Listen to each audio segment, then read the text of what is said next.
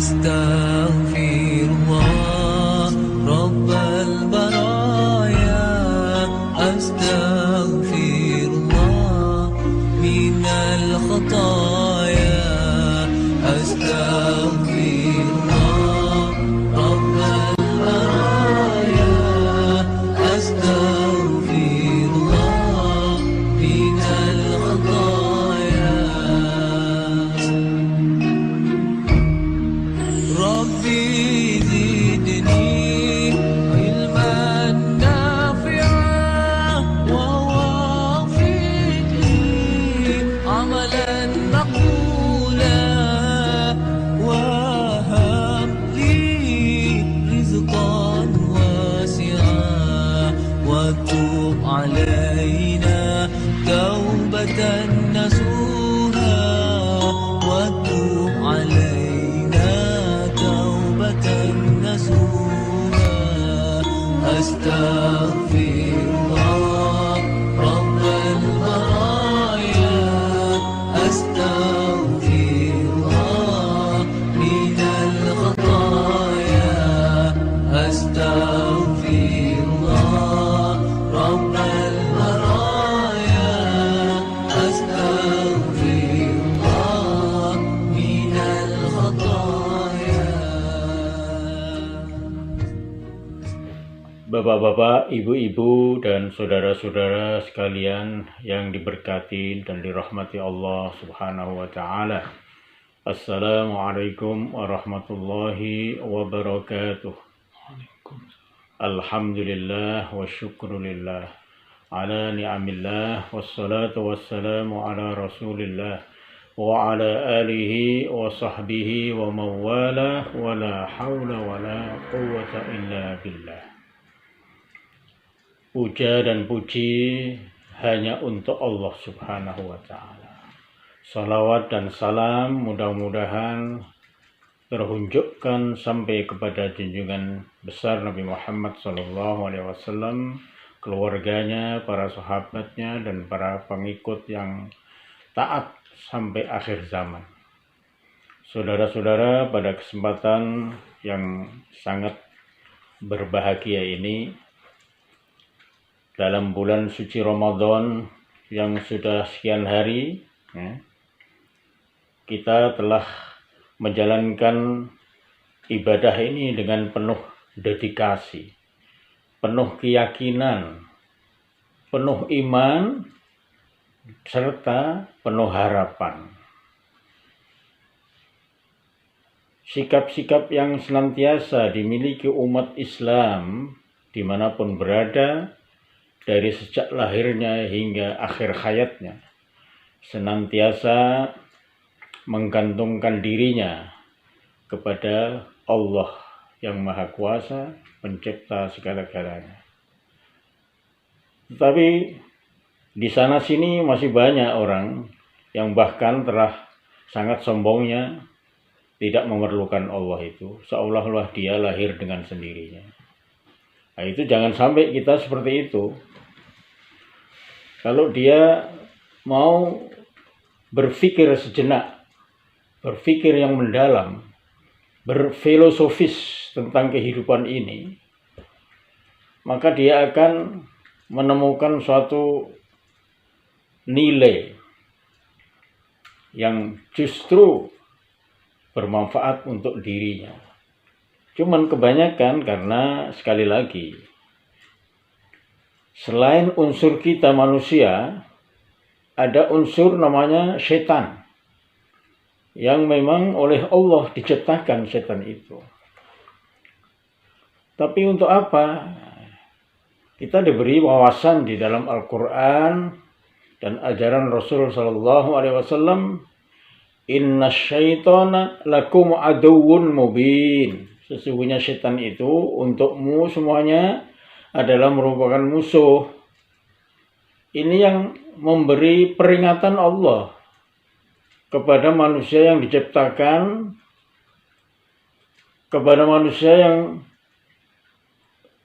dipersilahkan untuk memakmurkan bumi ini dengan segala seperangkat kebutuhan manusia disediakan Allah Subhanahu wa taala. Bahkan sarana yang begitu sangat penting untuk mengelola bumi ini pun disediakan, yaitu otak kita yang cemerlang. Ya.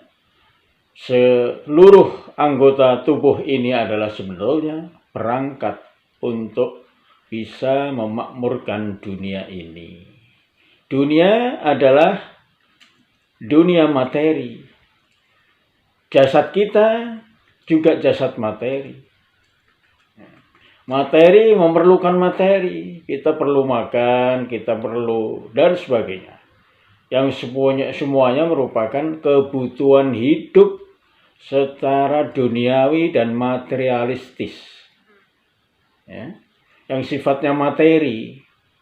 Karena itu kalau ada orang yang mencoba-coba untuk menghindari duniawi, ya tidak bisa. Karena kita hidup di dunia.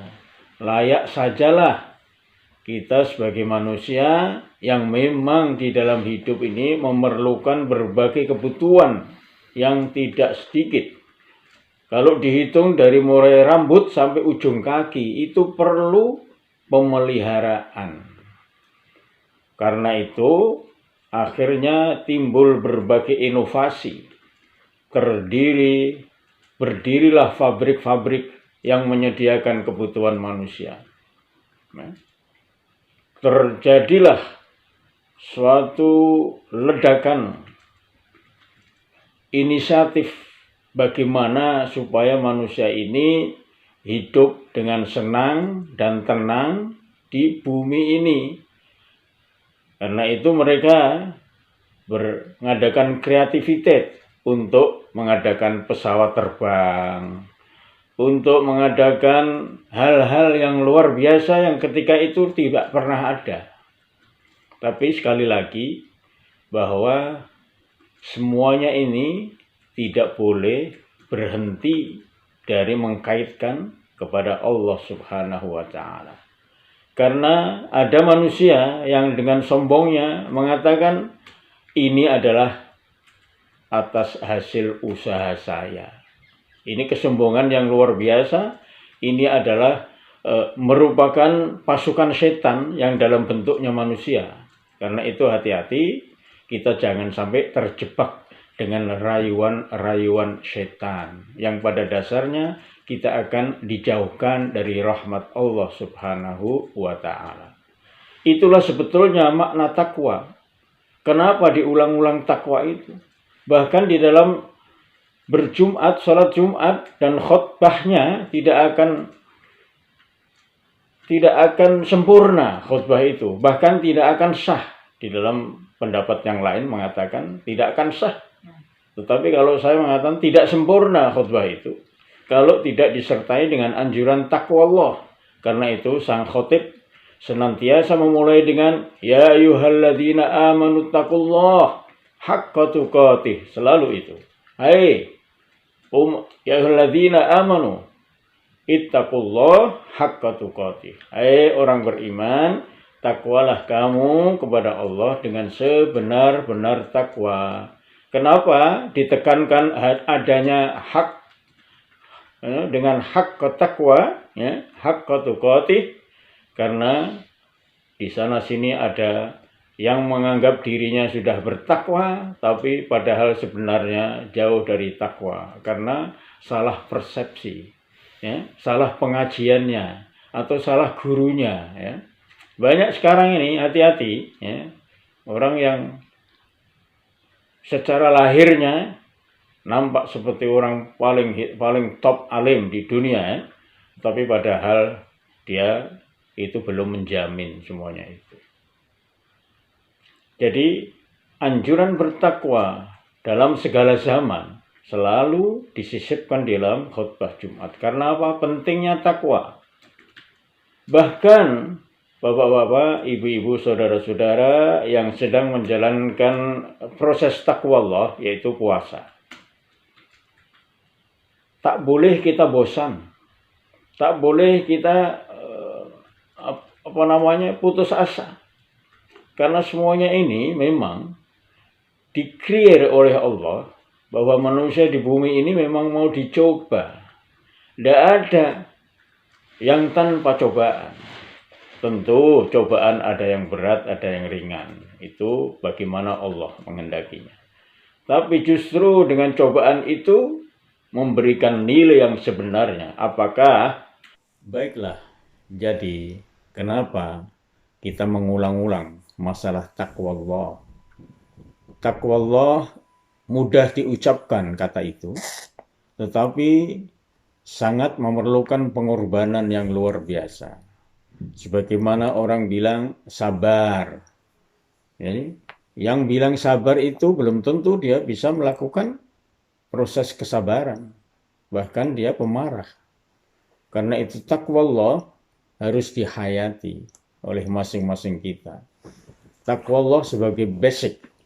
Bagaimana manusia dengan takwa Allah akan mampu membuka pintu-pintu surga insya Allah. Karena takwa Allah harus diawali dengan suatu keyakinan, iman pada Allah Subhanahu wa Ta'ala. Kalau imannya itu rasikhah, menghunjam akarnya ke bawah tanah, maka dia akan tidak tergoyahkan. Angin badai apapun, dia tetap stabil. Ya. Karena itulah yang dinamakan istiqomah. Kita perlu istiqomah, konsisten, dan kontinuitas di dalam kebaikan. Jangan sampai tergoda ini, tergoda itu, kita mental. Itu jangan sampai. Karena itu didasari di dalam puasa Ramadan ini pun penekannya adalah iman, kemudian larinya kepada takwa Allah. Jadi dasar iman yang kuat, kemudian kita berangkat dari iman yang kuat itu, kita menuju takwa Allah. Kenapa? Apa arti takwa Allah? Sering diucapkan di dalam khutbah-khutbah. Simple sebetulnya, yaitu bagaimana kita menjalankan perintah-perintah Allah dalam waktu yang sama kita mampu menghindari apa yang dilarang Allah Subhanahu wa Ta'ala. Di dalam konteks kehidupan kita ini luar biasa. Banyak gangguan-gangguan yang hampir-hampir kita yang beriman saja tidak mampu menanggulangi itu. Jadi gebyarnya kehidupan dunia ini memang disediakan, itulah proyek-proyek syaitoniyah. Kita boleh, tetapi jangan terpukau. Kita boleh menikmati mobil yang bagus, tapi itu hanya sebagai sarana supaya melancarkan kita untuk datang ke masjid, kita untuk datang bersilaturahmi untuk kebaikan-kebaikan yang lain. Ya. Oleh karena itu, saudara-saudara, di dalam kajian kali ini lebih menekankan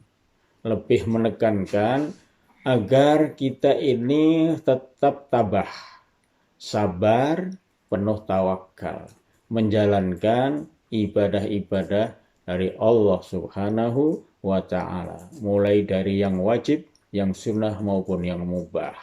Ya. Karena semuanya ini mempunyai nilai di sisi Allah Subhanahu wa Ta'ala.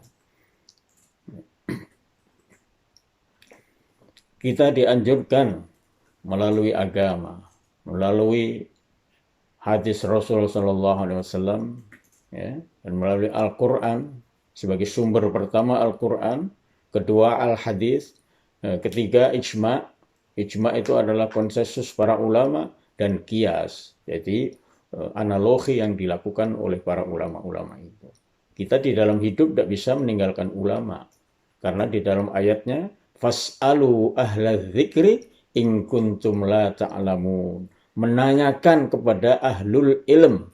Ulama, ahlul dzikr itu. Ulama, in kuntum la ta'lamun. Jadi kalau ada orang yang merasa tidak perlu dengan ulama, itu termasuk bagian daripada kesombongan yang luar biasa. Ya, sebagaimana kita hidup ketika kita sudah maju, kita sudah jaya, kita kaya raya, kita lupakan orang tua kita. Tidak boleh, itu adalah suatu su'ul adab, suatu adab yang sangat buruk. Ya. Dan itu terjadi bukan karena isapan jempol, tapi banyak kejadian itu. Anak-anak menjadi lupa dengan orang tuanya.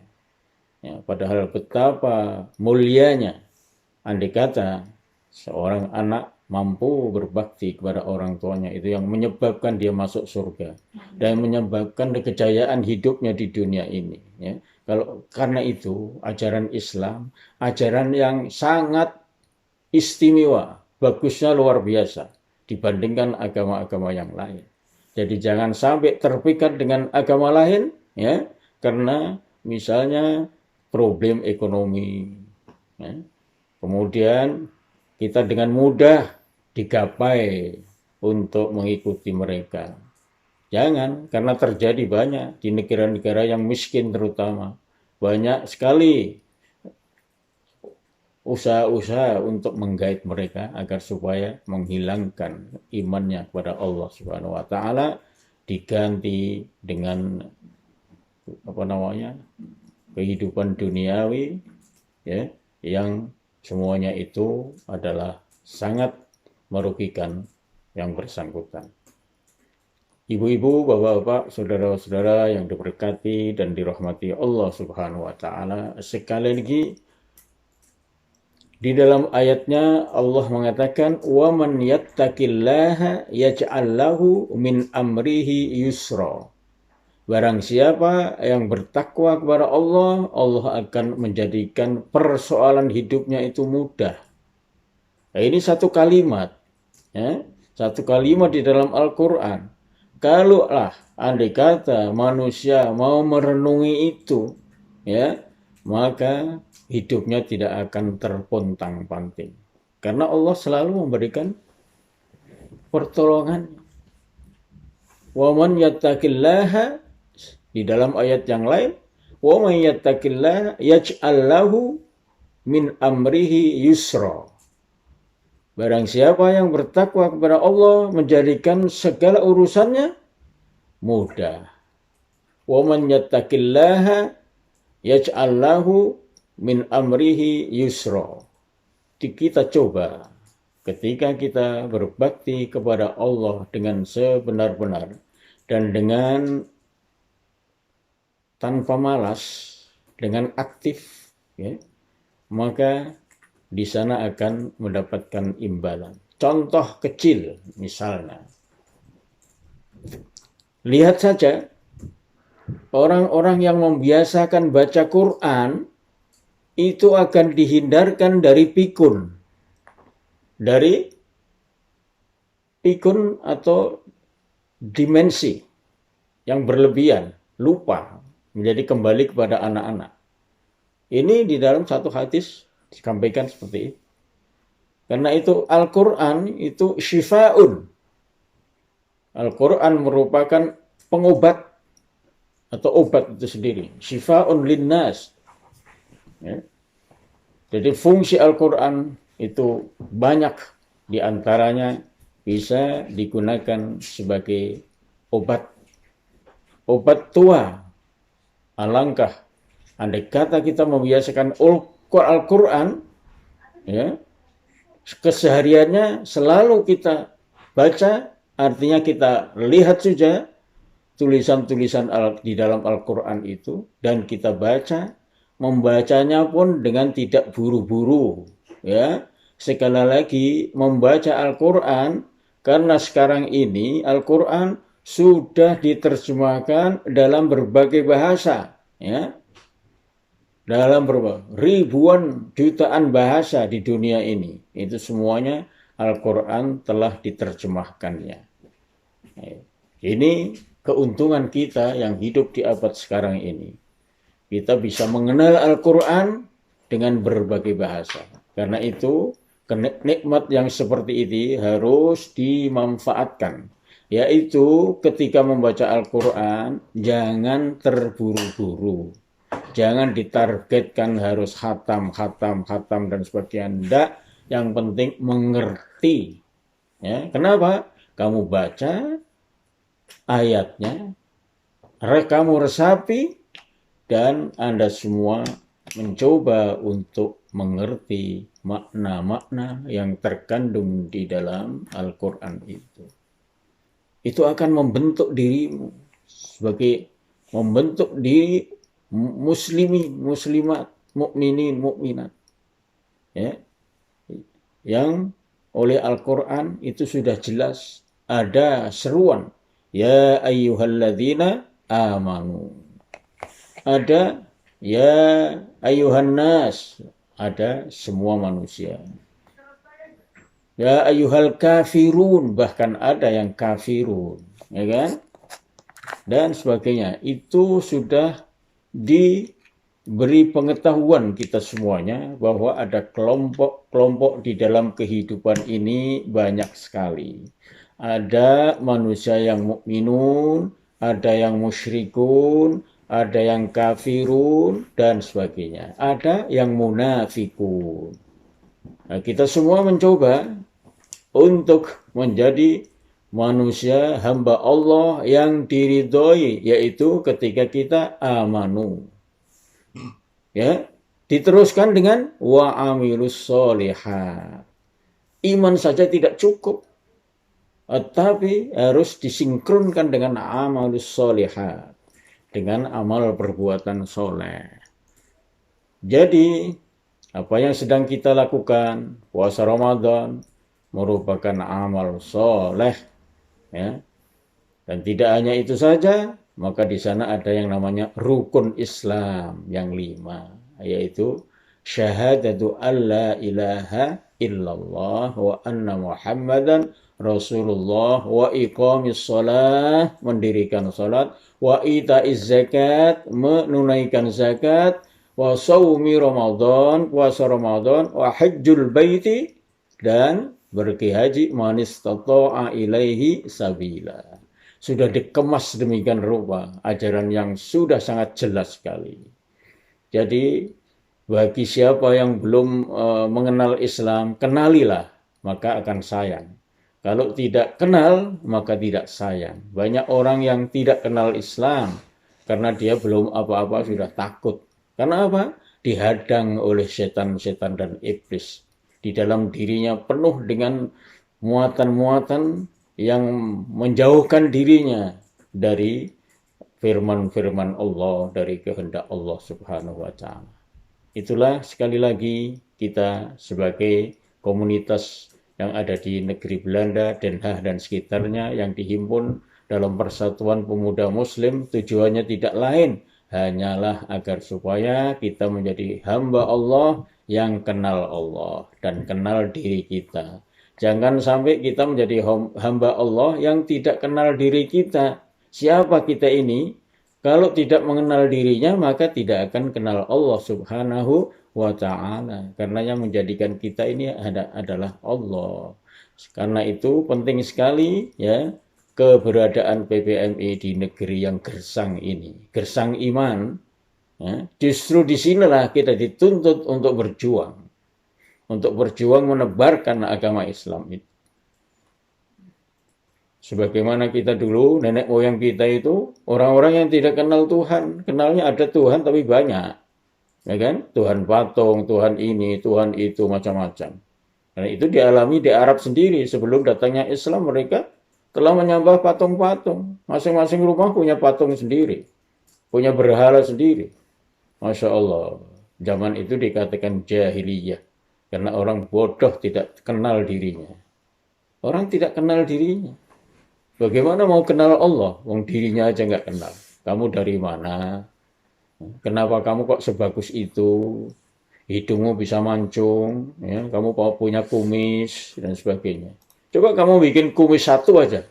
Tidak ada yang bisa. Itu kumis tiruan lain. Ya kan?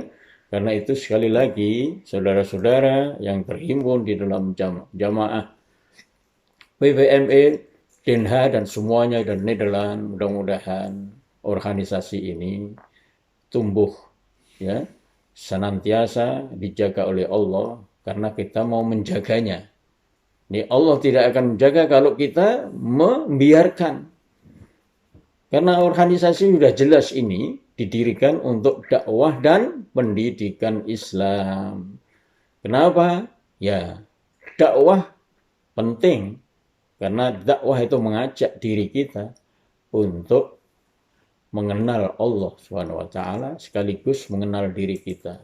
Dan ini kajian-kajian sampai sekarang malah didukung oleh teknologi yang modern sehingga kita bisa dari online kita bisa melakukan dakwah dan sebagainya. Inilah modernitas yang zaman Nabi zaman dulu tidak pernah ada. Sekarang kita berada dalam masa-masa yang luar biasa. Allah memberikan kemudahan-kemudahan. Dan yang demikian itu harus mampu kita manfaatkan, jangan kita sia-siakan. Karena itu sekali lagi saudara-saudara sebagai anggota maupun di luar anggota, keberadaan PPME adalah bukan sekedar organisasi main-main bola, tetapi organisasi yang memikirkan bagaimana supaya orang-orang yang tidak bisa sholat menjadi bisa sholat, yang tidak bisa membaca Al-Quran menjadi bisa, yang tadinya hidup individualistis, ya, gua ya gua, kamu ya kamu, tidak ada di dalam Islam. Kita harus ada sharing, ya, dengan segala apa yang kita miliki. Kita adalah dianjurkan untuk berbagi atau sharing material, sharing pengetahuan dan sebagainya. Dan alhamdulillah akhirnya PPME bisa hampir 50 tahun berada di negeri ini, dan alhamdulillah harus disyukuri di mana-mana sudah ada tempat yang permanen. Alhamdulillah ada Masjid Al-Hikmah, ada Masjid Al-Ikhlas, ada di Rotterdam, ada di mana-mana. Ini tinggal mengupgrade saja. Jadi kenapa demikian? Karena ini adalah aset. Ketika kita meninggal menghadap Allah Subhanahu wa taala, kita merasa punya aset. Inilah dulu saya aktif di sini, ya. Untuk apa? Ikhlas lillahi taala, untuk mengajak diri kita mengenal Allah, menyembah Allah dan berbakti kepada Allah, dan sekaligus kita bermasyarakat. Karena kita tidak boleh di dalam Islam meninggalkan hablun minallah wa hablun minan nas. Ini selalu didengungkan. Karena kita hidup tidak sendirian. Ketika kita lahir ada yang nolong. Ketika kita meninggal pun ada yang menolong. Karena itu perlu manusia yang lain. Kita harus berbaik-baik dengan manusia yang lain. Jangan congkak, jangan merasa dirinya paling hebat. Na'udzubillah min dzalik. Mudah-mudahan kita dijauhkan dari hal yang sedemikian itu. Dan sekali lagi, dengan iman yang kuat, kita akan menuju taqwa Allah. Dan taqwa Allah ini harus dipelihara terus-terusan sampai akhirnya malaikatul maut menjemput kita. Kita dalam keadaan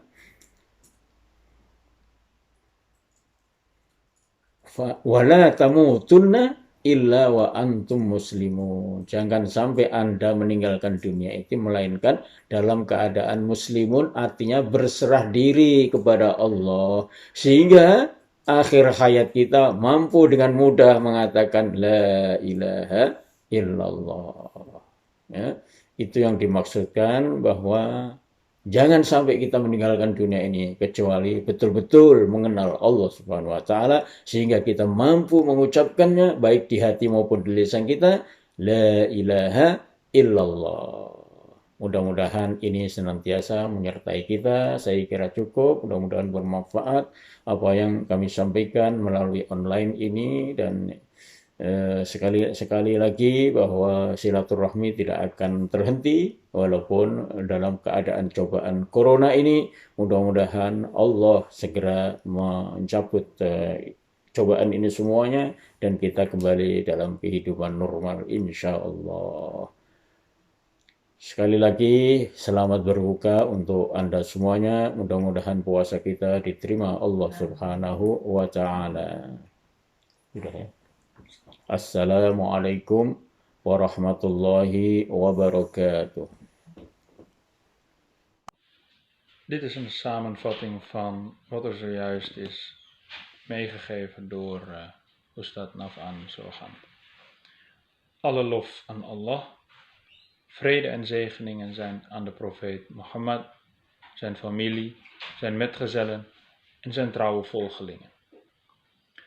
Wereldwijd houden moslims zich aan het principe van onderwerping aan Allah, terwijl er ook veel mensen zijn die zich onafhankelijk stellen van God. En dat zij vinden dat zij alles aan zichzelf te danken hebben. Inna shaitana aduwwun mubin. Voorwaar, de shaitan is een waarlijke vijand. Alle middelen zijn beschikbaar gesteld door Allah om aan onze behoeften te voldoen. Van top tot teen om ons te verzorgen, zowel lichamelijk als geestelijk. Zo is er uit de creativiteit van de mensheid van alles ontwikkeld en ontstaan om ons het leven hier op aarde gemakkelijk te maken. Echter, dit besef moet niet hier stoppen, maar moet teruggebracht worden naar Allah. Sommige mensen hebben dit Allah-besef niet en ontkennen dit zelfs. Dit is een duivels eigenschap. Vandaar dat een vast onderdeel van de preek bij het Jum'ah of het vrijdagsgebed is de oproep tot taqwa, gehoorzaamheid aan Allah. En niet zomaar taqwa, maar haqqa tuqati, ofwel echte, oprechte taqwa. De taqwa die wij uitoefenen mogen we niet opgeven, met name of juist in tijden van beproevingen. Met taqwa kunnen wij de deuren van het paradijs openen en deze taqwa wordt versterkt door een iman ragisha, een diep geworteld geloofsbesef, waarbij wij gehoor geven aan de geboden van Allah en vermijden wat Allah verboden heeft. Istiqamah is hoe we taqwa moeten uitoefenen, op een consistente en continue manier. Natuurlijk mogen we genieten van het leven, hoewel alles met het besef dat Allah er is, waarbij we dit balanceren met onze gebeden, die we met sabr, berusting, en tawakkal, vertrouwen, doen.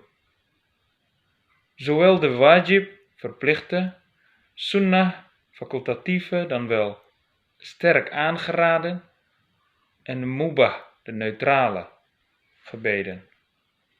Ieder van deze categorieën van ibadah kent haar mate van beloningen bij Allah. Wie taqwa onderhoudt, zal Allah zijn wereldse zaken vergemakkelijken. De gemeenschap van moslimjongeren, genaamd PPME Nederland, en de afdelingen daarin, is er dan ook op gericht om deze taqwa te onderhouden. En het is juist in deze samenleving dat het nodig is om het geloof te versterken en te verspreiden. Ofwel da'wah. Wat belangrijk is om Allah te leren kennen, maar ook onszelf. Dat gaat nu zelfs online in deze moderne tijden. En deze mogelijkheden moeten we goed benutten in het delen van kennis. Alhamdulillah, nu is de organisatie PPME bijna 50 jaar in Nederland. En we zullen mee moeten gaan in deze upgrade. Het vormt namelijk een asset, dat wanneer we sterven, we kunnen tonen dat we hier in deze gemeenschap of in andere moslimgemeenschappen actief zijn geweest. En dat we dat gedaan hebben, ikhlas lillahi ta'ala, op een oprechte manier in de zaak van Allah. Waarbij het heel belangrijk is om de omgang met mensen te onderhouden. Ofwel hablum min Allah, wa hablum min an-nas.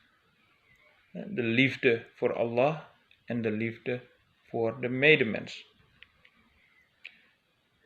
Dit taqwa moeten we zo lang mogelijk uitoefenen, totdat de dood ons scheidt van ons wereldse leven. Wala tamutunna illa wa antum muslimun, en sterft niet behalve in toestand van moslim, in overgave aan Allah. Assalamu alaikum wa rahmatullahi